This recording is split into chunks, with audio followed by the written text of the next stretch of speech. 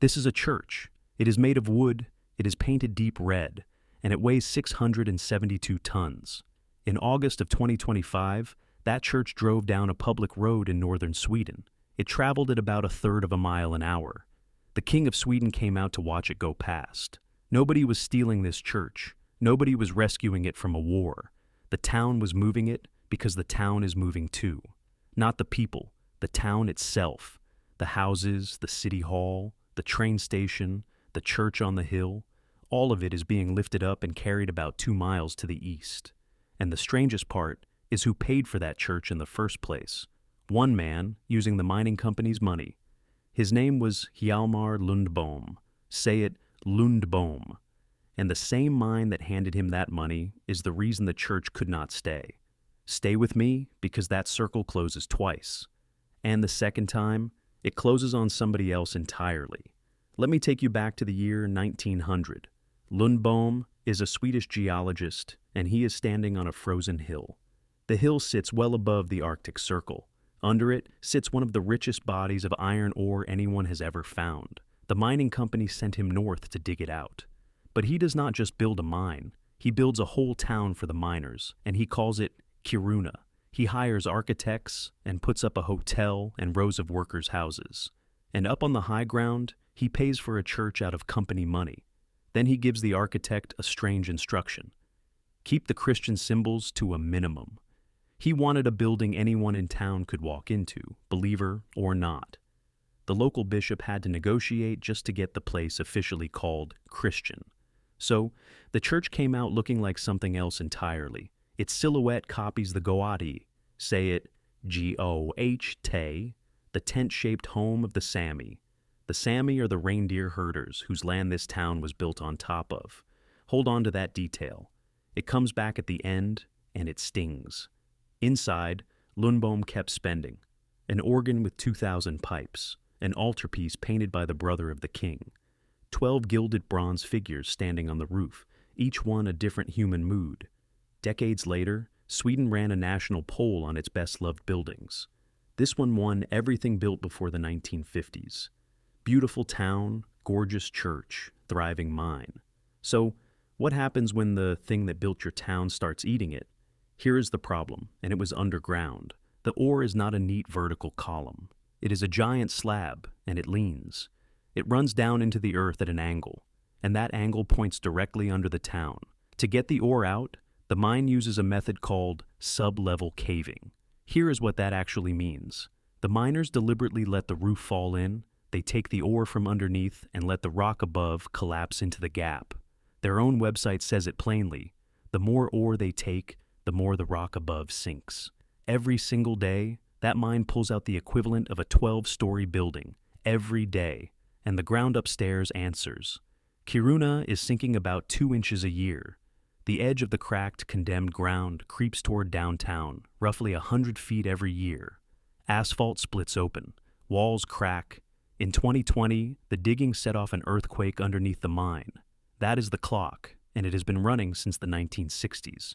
By 2004, the town had exactly 2 options. Option 1, close the mine that produces about 80% of the iron ore in the European Union. Option 2, move the town. Sweden moved the town. If you enjoy history behaving this badly, subscribe. The channel is entirely this. They even invented a new piece of city planning for it. It is a park that walks. A strip of green is planted between the mine and the houses. It advances toward the town at exactly the speed the damage does, always 1 step ahead. The rule the town wrote down is beautifully blunt. Nobody should have the mine as their nearest neighbor. So, it is a park built on purpose to be swallowed. Then they took down the first apartment blocks to clear the way. Nearly all of that rubble went straight back into the park as landscaping. More than 20 historic buildings are on the list to be moved. One of the first was the engineer's villa back in 2017. 280 tons rolled about 2 miles across town.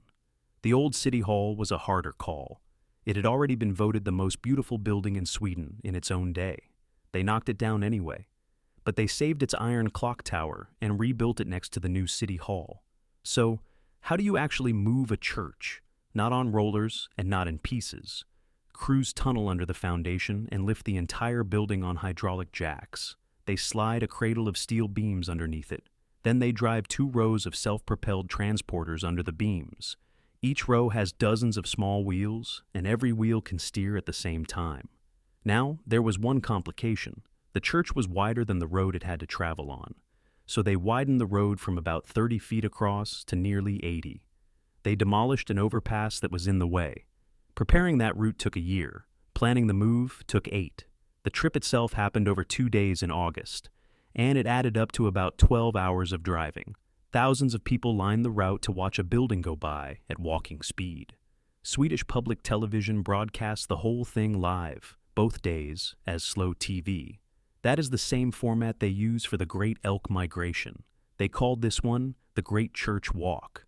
The band that represented Sweden at Eurovision that year played at the send-off, and the crew stopped for coffee breaks. Sweden calls it fika, and apparently it is not optional. Picture it. A 600-ton church parked in the middle of the road, waiting for its drivers to finish a coffee. In the end, it went about 3 miles, farther than the town itself is moving. The church had to come to rest beside the cemetery. When it arrived, they turned it all the way around, so the entrance now faces the new town. The bell tower made the trip separately, about a week later.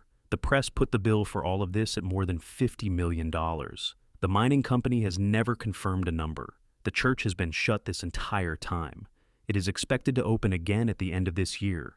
The vicar of Kiruna, Lena Tjarnberg, was the one who locked the doors at the old address.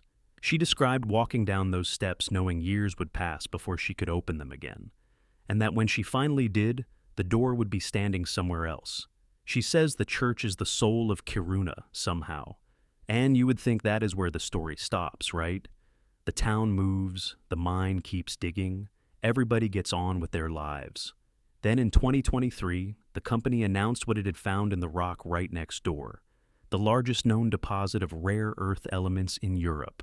Those are the metals inside your phone and every electric motor you own, which means this mine is not winding down.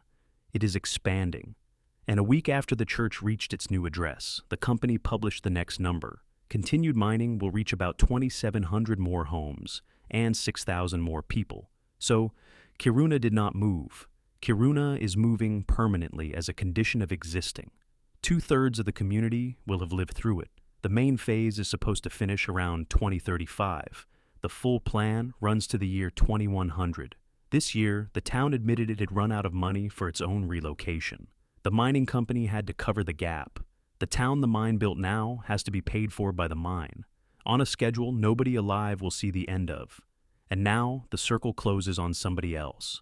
Remember the shape of that church, the tent, the Sami home that Lundbohm told his architect to copy. The people that shape belongs to are still there. The Gabna Sami community still herds reindeer across this land, between the summer pasture and the winter one. Their families have done it for centuries. The mine's expansion sits directly across that route, and here is the part that is hard to say out loud. Some of those herders now pay for the reindeer with wages they earn from the mine. The head of the community, Lars Marcus Kommunen, said something about it that I have not been able to shake. 50 years ago, his great-grandfather warned that the mine was going to eat their way of living. It ate the town first. So look at what actually happened here. A mining company built a town out of nothing. The manager of that mine paid for a church out of company money. He had it shaped like the home of the people whose land he was standing on. 113 years later, that same company jacked the church off its foundation. Then it drove the building down a widened road at 1/3 of a mile an hour, all to get it out of the way of its own hole in the ground. And the descendants of the people who inspired its silhouette are watching the same hole come for their reindeer. Kiruna may be the only town on earth politely running away, on wheels, from the thing that made it. Subscribe for more history that shouldn't be true. There is an alarming amount of it, and some of it is still moving.